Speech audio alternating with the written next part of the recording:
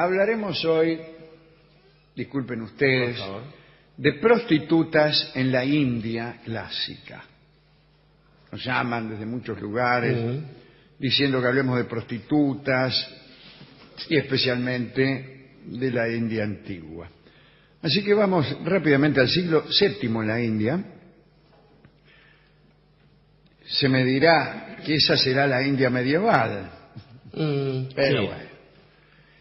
Era la prostitución en aquel foro una actividad importantísima.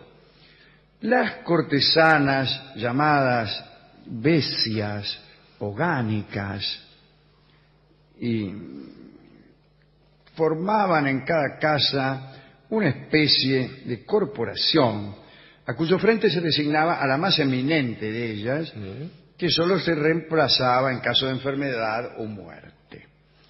Las había de toda condición, como es obvio. Estaban las que vendían sus encantos a precios viles, las que vendían su vileza a precios encantadores. Son las mismas. Sí, hasta las más refinadas. Muchas tenían educación esmerada y agregaban al completo conocimiento de su profesión los talentos de un artista o quizá de una intelectual. Ricas o no, estaban sometidas al control de un superintendente real especialmente afectado a su protección. Eran vigilantes destinados con exclusividad a estos asuntos de la prostitución y como tales se encargaban de la compostura de las casas de tolerancia, lo cual parece una contradicción. Una vez vigilando que en una orgía nadie se propase, por ejemplo. Pero está bien, Sí, está bien. También recolectaban estos superintendentes los impuestos a los que las muchachas estaban obligadas. Debían entregar a estos funcionarios 2 días de ganancias por cada mes. ¡Qué barbaridad! ¡Qué barbaridad! Así no podemos vivir. Sí, claro. Imagínate. Ese, por suerte, era el mundo antiguo y medieval. En tiempos actuales, contemporáneos, no suceden estos abusos. No, ¿cómo 2 días? Son 12. ¿Cómo se van a llevar las 2/30 partes de nuestro sueldo? Llevarse el triple, claro. Bueno. Sin embargo, el reclamo de impuestos bajos es propio de las personas de las clases hegemónicas. De los proxenetas más que de los trabajadores. Claro, exactamente. El trabajador no está preocupado por sus impuestos, sino por lo exiguo de sus... Por su supervivencia, lo exhibe sus ganancias. Primero tiene que ganarla antes de que se lo... Bien. El caso es que en la India las prostitutas más encumbradas, que eran también las más bellas, bueno, desde luego, debían pagar a profesores y entrenadores que se encargaban de perfeccionar su condición intelectual o amorosa. Estos entrenadores eran alentados por el Estado. Muy bien. Por aquellos tiempos se consideraba a la prostitución como uno de los engranajes fundamentales de la sociedad. Fuera de las casas, las prostitutas tomaban parte en excursiones, llevaban a los jóvenes de buenas familias a jardines y grutas, se alquilaban ellas como bailarinas o como ejecutantes de instrumentos musicales en las reuniones privadas e incluso en las recepciones que se daban con motivo del nacimiento de un hijo. No va a comparar con esta. Entre las cortesanas sagradas podemos citar a las que vivían en el templo Vesali. Vesali que no dice nada. Solo podían acercarse a los hombres a través de sus cantos, de sus canciones, sería mejor por decir. favor. Sí. Claro.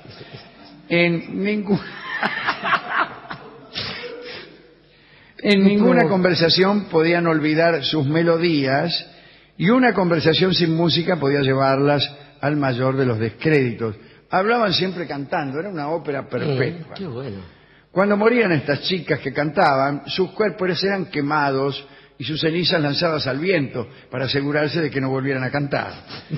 Sus hijos, si es que los tenían, no podían acceder a ninguna de las castas y no tenían derecho a reclamar un padre. Eran verdaderos parias. Sí, totalmente, para hablar de la India. En estas casas el precio se fijaba por anticipado a la entrada. Sí, porque hay muchos que después salían rajando. Sí, o te cantaban el fiado. No, primero pagá y después conversamos. Curiosamente, este precio variaba según la estación del año, pero no sabemos cuál era la más cara. Uno conjetura que puede ser el verano, por el calor, pero bueno. La mitad de la suma pagada se entregaba a la prostituta y la otra mitad se utilizaba para pagar cierta vestimenta indispensable para estar en esos lugares. Los muchachos más encumbrados buscaban entre las cortesanas más cultas. Por ejemplo, a las que sobresalían en las 64 artes, que eran todas la misma, ¿no? La lista de estas artes aparece justamente en el Kama Sutra. Algo sorprendente en la diversidad, pero que corresponde a todo lo que debía saber una mujer culta. Desde las bellas artes hasta la farmacia, la mineralogía, prácticas mágicas, ilusionismo, hechizos, preparación de golosinas y helados, perfumes y cosméticos. Todo eso, después de todo, forma parte de la misma ciencia, que es la seducción. Las cortesanas elegidas por los jóvenes ricos eran separadas del resto de sus compañeras y vivían con mucho lujo, rodeadas de criadas, en casas que les regalaban sus amantes, y para no verse incomodadas, debían mostrarse generosas con la clase dominante y hacerles frecuentes donaciones. Cuenta el cronista que en muchos casos el trato con aquellas cortesanas era peligroso. Eran, a pesar de tener buenas relaciones con los poderosos, también amigas de ladrones, de atorrantes, jugadores, sinvergüenzas, etc. Y muchas veces aquellas muchachas ayudaban a sus amigos inescrupulosos y les facilitaban procedimientos para afanar a los amantes poderosos que tenían. Esto no tenemos miedo de denunciarlo. Más que nada porque pasó mucho tiempo. 1500 años. Sí. Y tenemos como cierre de este informe la historia de una cortesana llamada Sasvati que hizo lo siguiente. Ella tenía un amante rico que era miembro del séquito del rey Harsha y se llamaba Parhaj. Repito, Parhaj, un amante rico. Pero ella no lo amaba, vio cómo es. Un día Sasvati vio que la guardia tomaba preso a un ladrón que había sido amante de ella, un amante muy atorrante, ¿no? Y quiso entonces evitar que se castigara a ese muchacho, porque en la India el suplicio para los ladrones era el empalamiento. Ay, se me pone la piel de gallina. Sasvati mandó entonces a una de sus sirvientas a casa del jefe de la guardia con la intención de corromperlo. Dice, andá y corrompeme al jefe de la guardia. Bueno, dice el cronista que hubo un regateo, pero que al final la cantidad de dinero ofertada no pudo imponerse a la dignidad del funcionario. Un poco más tarde, el jefe mismo de la guardia le sugirió a Sasvati que para liberar a su antiguo amante, además del pago de un dinero, necesitaba también a un condenado. Alguien que lo suplantara. Claro. Lo importante no era la persona a ejecutar, sino que la ejecución se cumpliese. Entonces le dijo a Sasvati que se presentara a alguien con el dinero para liberar al ladrón y que también estuviera en condiciones de reemplazarlo. Sasvati pensó en utilizar al amante rico en una siniestra sustitución, ¿no? Y basó su estratagema en una omisión que hizo de algunos detalles. Cuando el amante fue a visitarla, Parhaj, ¿no? La encontró llorando, poco dispuesta a uniones carnales. Y entonces le preguntó qué cosa la entristecía, y ella le respondió que su hermano había sido atrapado y que sería empalado. Como el amante quería seguir disfrutando a Sasvati, escuchó lo que ella le pidió. Ella le dijo que llevara al funcionario en persona una parte de sus riquezas para solventar la libertad del preso. Y Farhaj aceptó hacerlo sin conocer toda la verdad. Claro. Entonces fue el tipo lo más campante, dice, Ah. buenas, soy el muchacho que viene a traer La guita de la Sasvati. plata del antiguo amante de esta chica, o del hermano de esta Sasvati. chica. El tipo creía que era el hermano, mirá vos. Y Que cuando entregó está la enamorado- guita y enseguida lo llevaron al lugar del suplicio y se cumplió la No. ejecución. Nadie oyó las protestas de Farhaj que decían, no, debe haber algún error, chao. Pero el cronista cuenta que la propia Sasvati cayó víctima del prisionero que había salvado. Bien hecho. Aquel hombre la abandonó y la dejó sin una moneda.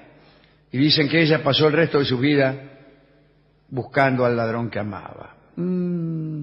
Esto último me parece un agregado posterior. Sí, muy posterior. posterior y que arruina todo. Moral ajena a toda la cultura hindú ¿Qué ahí. Nada que ver. tiene esto? Ay, mirá, por hacer resulta que el tipo la abandonó. No, esto lo agregaron acá, en la radio. Los traductores de Villarruel lo agregó. Sí. Que siempre quiere una moraleja para... Para darle un sentido legal a la Sí, es como un y contrato, para que la ¿no? gente se haga vegetariana. Sí. Bueno, ¿a quién dedicar esto? Es difícil, Alejandro. Estaba pensando que uno ve la cultura hinduista, que así se debe decir, o Claro. india incluso, y ve Jayurajo. Pero no hindú. Pero no hindú, el templo de Jayurajo, y ve gente entreverada por ahí, y no pasa por ahí. Pensaba también que el nombre de Gánicas es semejante al de Ganesh, un dios de la alegría y del festejo, cosa que no tiene que ver con la lujuria. Pensaba también que usted distinguía ahí habilidades intelectuales o amorosas, y que quizás uno ha pensado que a veces son lo mismo. Y pensaba también que es curioso que a las trotacalles se las reconozca universalmente como cortesanas, es decir, el mismo nombre que llevan Tienen consigo las personas que andan en la corte las alrededor personas del decentes y rey. principales que rodean al rey para Sí, claro. placer del monarca.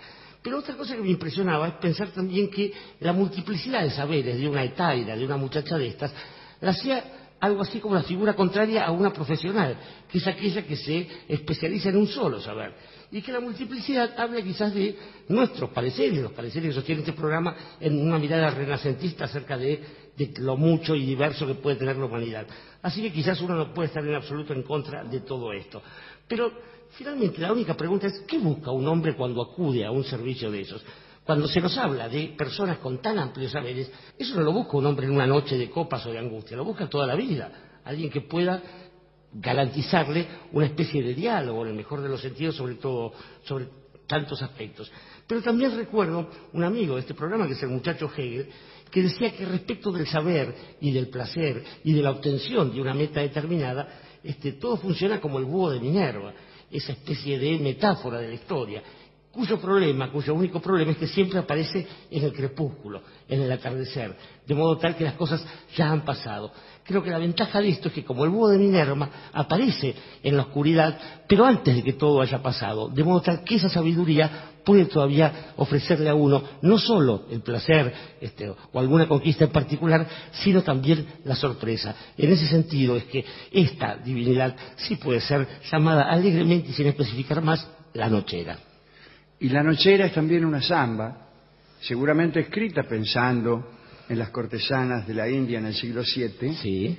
pero modificada su letra para evitar problemas con la censura. Claro, disfrazadas de guitarra, vayas a ver qué Claro, cosa, llevarte guitarra adentro, Sí. ¿qué quiere decir? Vamos. Señor. Escuchamos entonces a don Eduardo Falú en La Nochera.